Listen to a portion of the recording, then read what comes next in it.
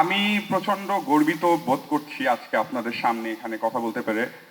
ছোটবেলা থেকে তো আমরা বাংলাদেশি সিনেমা দেখেছি সবসময়, এবং এই প্রথম এটা আমার পূর্ণদৈর্ঘ্য চলচ্চিত্র, এবং এই চলচ্চিত্রের সুবাদেই আমি এফডিসির পরিচালক সমিতির একজন হতে পেরেছি।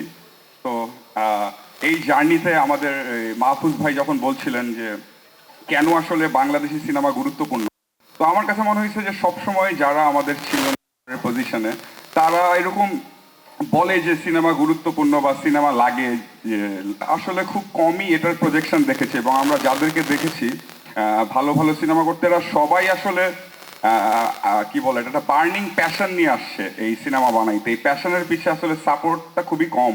তো দেখা যায় যে ওই প্যাশনের আগুনেই চলতে থাকে। তো আমার মনে হয় যে এখন হয়তো আমরা বলতে পারি যে আসলে আমাদের নীতি নির্ধারকরা আসলে একটু অন্যভাবে যদি দেখতে পারে আমাদের সিনেমাটাকে, রাদার দেন এই এটাকে এক ধরনের দুঃসম্পর্কের ভাইয়ের মতো দূরে দূরে রাখার চেয়ে, এটা তো আসলে আমাদের জন্য গুরুত্বপূর্ণ।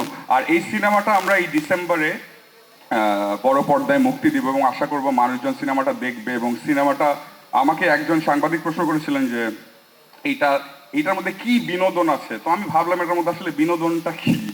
এটার মধ্যে বিনোদন তো একটা বিনোদন তো আছে, কিন্তু এটার মধ্যে একটা কনভারসেশনের চান্স আছে, যেটা আসলে আমরা বারবার ভুলে যাই। এবং এই সিনেমাটার অনেকগুলো নোক্তার মতো আমরা রেখে গেছি থ্রু আউট দ্য সিনেমা, যে কেন আসলে আমাদের রাজনৈতিক আলাপ করা জরুরি, কেন আমাদের রাজনৈতিক আন্ডারস্ট্যান্ডিং জরুরি, কেন আসলে শিল্প সাহিত্য রাজনীতি আসলে একটা লাইনেই প্যারালালি চলতে থাকে। সো এইসব জিনিস অনুধাবনের জন্য বলবো আমরা যে এই সিনেমাটা হয়তো আপনারা দেখতে আসবেন হলে।